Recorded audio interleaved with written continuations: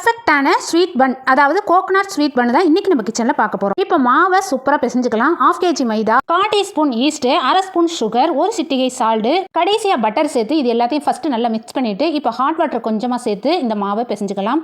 ரொம்ப தண்ணி ஊற்றிடாம மாவை பிசைஞ்சுக்கோங்க. இப்போ பாருங்க மாவு சூப்பராக ரெடி ஆயிடுச்சு. இப்போ இந்த மாவு அரை மணி நேரம் நல்லா ஊறட்டும். உள்ள ஸ்டப்பிங் வைக்க வறுத்த கோகனட், முந்திரி, திராட்சை, ட்ரூடி ஃப்ரூட்டி, 1 சிட்டிகை சால்ட், 1/2 ஸ்பூன் ஜீனி, கடைசியாக வாசத்துக்கு ஏலக்காய் தூள் சேர்த்து நல்லா மிக்ஸ் பண்ணா சூப்பரான ஸ்டப்பிங் ரெடி ஆயிடுச்சு. இது அப்படியே இருக்கட்டும். அடுத்தது பிசைஞ்சு வச்ச மாவு நல்லா சூப்பராக ஊறி இருக்கு. இது நம்ம நல்லா பிசைஞ்சுக்கலாம். எவ்வளவு தூரம் பிசைய முடியுமோ நல்லா பிசைஞ்சுக்கோங்க. இப்போ இந்த மாவை 2ஆ கட் பண்ணிக்க போறேன். 2ஆ கட் பண்ணாதான் ஒன்று மேலேயும் ஒன்று கீழேயும் வைக்க முடியும். ரவுண்ட் ஷேப்ல நல்லா தேய்ச்சாச்சு பாருங்க. கனமாவும் இல்லாமல் லேசாவும் இல்லாமல் தேய்ச்சிக்கோங்க. இது மேலே ஸ்டப்பிங் எல்லாத்தையுமே நல்லா சமமாக வச்சுட்டு அடுத்ததாக கட் பண்ண இன்னொரு பாதி மாவையும் அந்த மாதிரி சமமாக தேய்ச்சிட்டு அது மேலே வச்சிடலாம். இப்போ இது மேலே வெள்ளை எள்ளு, கொஞ்சம் டூடி ஃப்ரூட்டி சேர்த்து அது மேலே பட்டரை கொஞ்சமாக நான் அப்ளை பண்ணிட்டு வேக வைக்கிறேன். எந்த சட்டியில் இல்லை எந்த குக்கர்லையாவது வேக வச்சாலும் சரி, ஆனால் காற்று போகாத அளவுக்கு வேக வச்சுக்கோங்க. சூப்பராக வரும்.